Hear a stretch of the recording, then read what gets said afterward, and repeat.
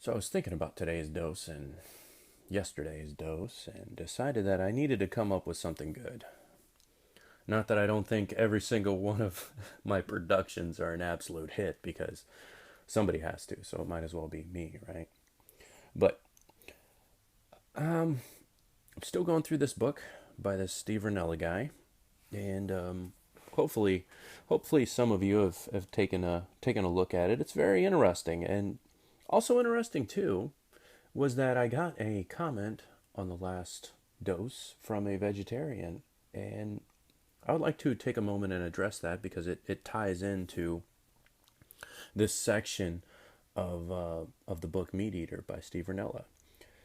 The the person stated, and please forgive me for not just offhand remembering your name. I certainly mean no offense by that. That he or she struck me as a she took a vow to not eat meat unless she was part of the process of harvesting that meat start to finish, from the killing to the butchering to the actual consumption of the meat. And I can surely respect that. I believe it is a special thing to have the realization that where the final product of what you consume as a person had once taken this path from a living, breathing critter.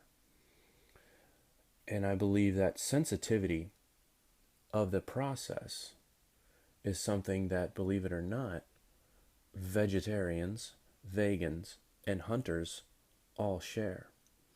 There's a there's a realization from where the creature begins and where the creature ends up that is common. Now there's the people in the middle ground, the 80% that those of you who have listened to me and followed me for a while know that I always talk about. They could really care less. They pick up their little package of substance and pay for it with the money that they get from their professional skill and go about their lives without thinking very much of the process of how it happens. Where that's interesting and where this ties into chapter 1 of the Meat Eater is how we get into the thought process of where the agricultural society ends up trumping the hunter gatherers every single time.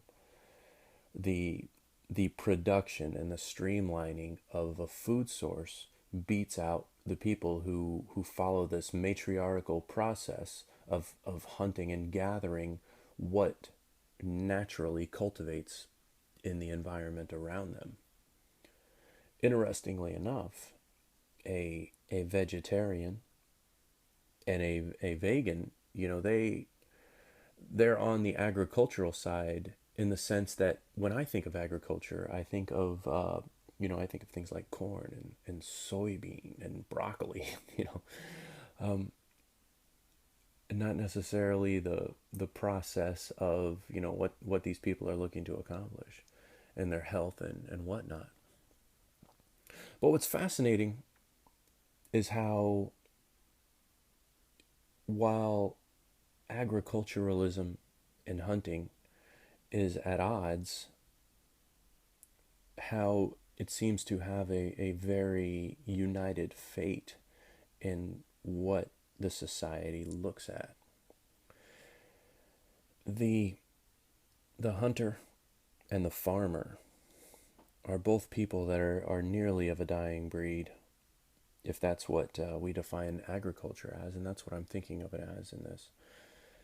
But as agriculture evolves, as it is right now, to automation and robotics and a sterilization of the process, you actually get to the point where your food provision is being provided in a detached and sanitary fashion.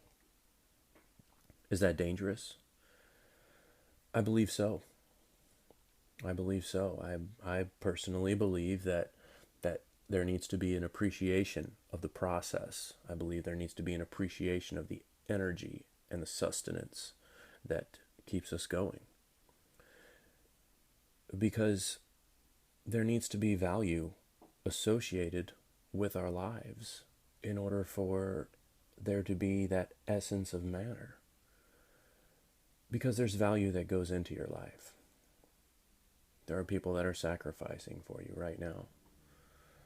There are creatures and animals that are sacrificing for you right now.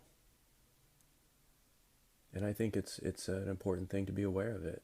And I think it's a healthy thing to be aware of. Thank you for your time, and I hope this daily dose serves y'all well.